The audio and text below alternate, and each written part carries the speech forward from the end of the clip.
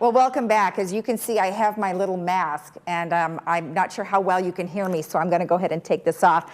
But this is one of the directives that are going to come down the pike here from the health department, and Jeff Parker is here to talk to us a little bit about some of those directives. So wait, now we got to get your mask. Okay, let's take a look at yours. So you've got your mask too. So everybody can have a fun mask. You know, there's lots of people out there who are selling them, but then we also have the other masks too. But tell me about some of the changes that we're going to see coming down the pike here. Well, I wanted to let the residents know that, again, trying to be proactive, I wanted everybody to know that relative to the word out there is that agencies are changing their policy with regards to having their essential employees wear masks outside, definitely, and in their operation, in their businesses included. Now, nothing has come out of Orange County yet from the health department, but following some of the dialogue that's happened at the governor's office and operations that we've already put in place this week, like our gate houses, all of those people are wearing masks.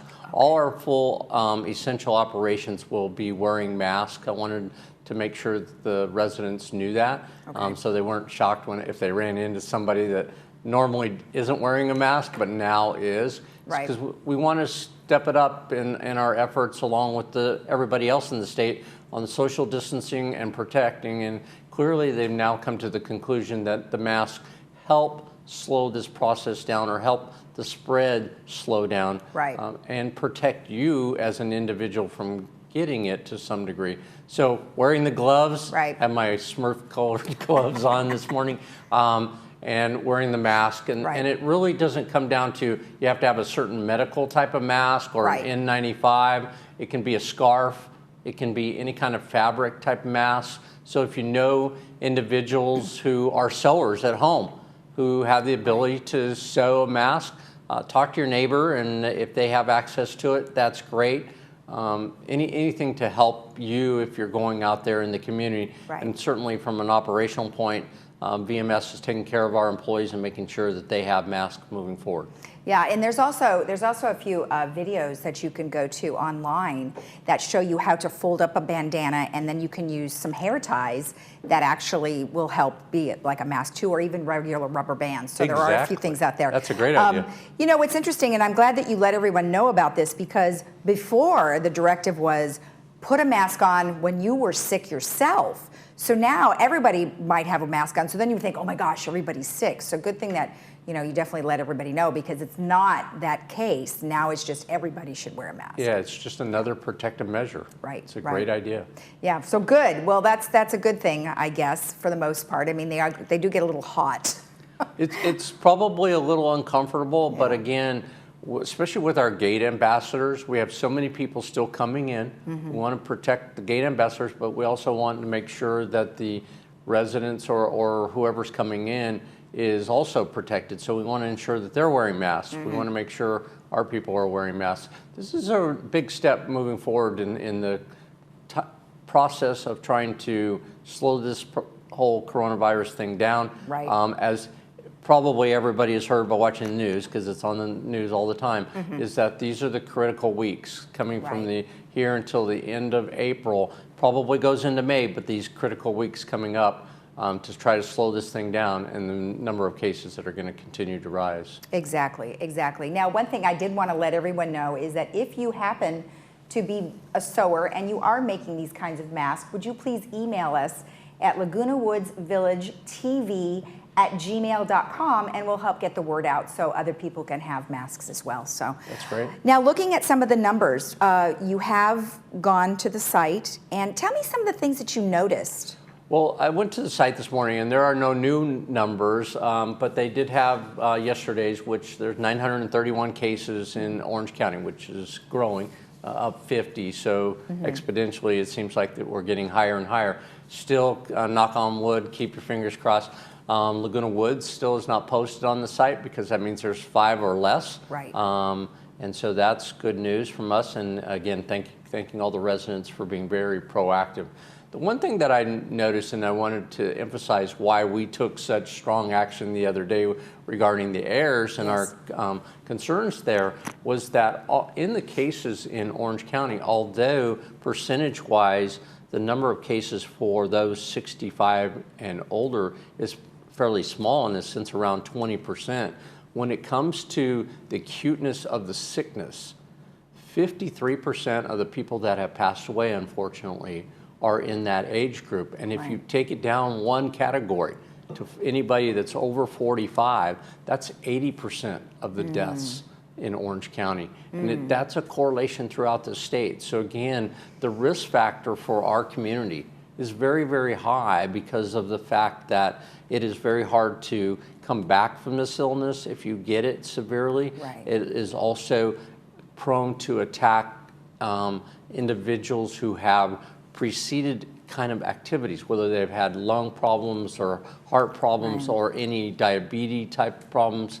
Those are the ones that are most susceptible to getting attacked by this virus. So we want to make sure, I just wanted to mention that because again, this is a very vulnerable community from this. And I want to make sure everybody understands that so they do as much as they can to protect themselves, stay at home, only go out in the very, very rare cases that you have to. Exactly. And then, of course, as you mentioned, when you do go to the grocery store, wear your gloves and wear your masks. For sure, for both sides of the coin. Let's talk a little bit about the meeting that happened yesterday because it was very successful. Everybody was virtual. Tell me how it went. I thought it went great. You know, we were a little trepidatious in the process of this is going to be our first virtual meeting. It was the GRF Board of Directors meeting. It started at 9:30 and concluded with its closed session and everything by 2:30, which is right on time, if not faster than we've done some other meetings. The open meeting, which was in the morning, went really, really well.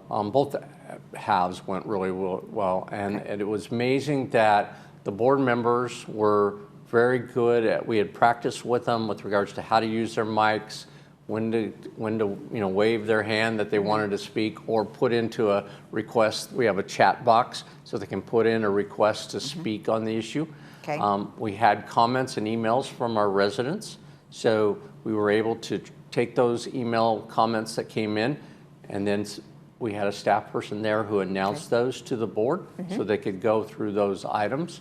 So we're going to keep working on making that as efficient as possible, and we're looking forward to our next board meeting is next Tuesday with United, and then the following week with Third. And in the meantime, we're also doing some virtual meetings with regards to our operations like maintenance and construction and special events like that. So there are going to be multiple meetings out there that will do that. We'll make sure you get that whole list. But it worked better than anybody, I think, expected. And it's not an easy process when you have 11 board members and then certainly the community wanting to interact. And we did televise that as well. And we will continue to do that going forward when the meetings are scheduled. Now, one thing I wanted to mention is you said that people could email their questions, and you do have a person that is managing that.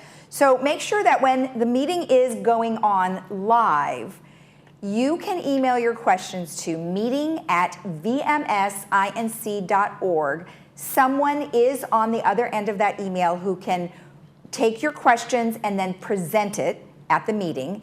Now, you also could call in your questions also when it is live, correct? Right? Okay, 949-268-2020. Then if you want to watch the live meeting at the time that it is being aired, you can go to this the website, lagunawoodsvillage.com/meetings, and that is at the time that it is being aired. So again, certainly a really vast majority of people could participate if they wanted. And we're just, moving with the times here, trying to make sure everybody can do things virtually because this is the way it is right now. It certainly is, and it's great that we can continue to communicate with our residents and continue our operations with the boards, and we're not stopping. The village doesn't stop. We're doing a lot of activities, and I was going to mention a couple of the things that we're working on. So if you'd like. Of course, we would love it. One of the things is that we've been fully operational in the area of landscaping, as you know, and I just wanted residents to not think that they went away. Obviously, when we get the good rains like this, we halt our landscaping operations because it's too wet to get out there and mow, and the slopes get slippery, and so we don't do all of that activity. But we anticipate our landscaping crew to be back in full operation on Monday. But I know the resident probably go, where did they go? Is there something wrong? I don't want them to have a fear that we're changing our operation. We're still full go on landscaping, and come Monday, you'll see our staff back there. Okay. Also wanted to mention one other thing that's real important is we have water intrusions, unfortunately due to the rains in some cases with regards to water intrusion there, or more importantly, if we get a water leak and we're having to go out and address an emergency. Part of that operation includes a follow-up inspection process to make sure that there wasn't any mold or there wasn't any activity that needs to be repaired because of the leak. Not the leak itself, that's been fixed. Is there any auxiliary activity that needs to be done to ensure that there's no mold or activity? We're requesting that we go back into the manors and take care of that inspection so that we know what we need to get in place. I know the residents have heard me say, don't have activity there unless you have to, but this is an important one that we need to go back in and have that inspection so that we can ensure that no mold's active, or that we're going to have to come back and fix something like that. Because that's really the safety of the building, which in the case, especially in United, is owned by United. And more importantly, for the health and safety of the person, we don't want mold growing or any type of activity that would be detrimental to the resident. Right. Well, as you mentioned, the village doesn't stop. And we all live here, so you have to be able to have, like you said, maintenance and landscaping and things like that. But of course, you certainly are aware of what's happening, and you work around the residents, which is great. Right. So we'll call the residents for that follow-up appointment. We certainly have all of our staff are geared up with regards to understanding the social distancing, understanding wearing masks, gloves, and booties, and everything that's necessary to go into the manor and be protective. Right. So we just need the residents to be supportive of us coming back and getting that completed. Right. Well, fantastic. Well, thank you so much. Good update. Look forward to see you again on Friday with additional information. And hey, don't forget to wear your little mask out there. Don't forget to wear your mask. Don't forget. All right. Well, thank you again. We'll see you on Friday. Thank you, Lisa. You're welcome. And remember that when we are airing the meetings live, you are able to participate. And at the end of our broadcast, we will have more information for you. So stay tuned and wear your mask.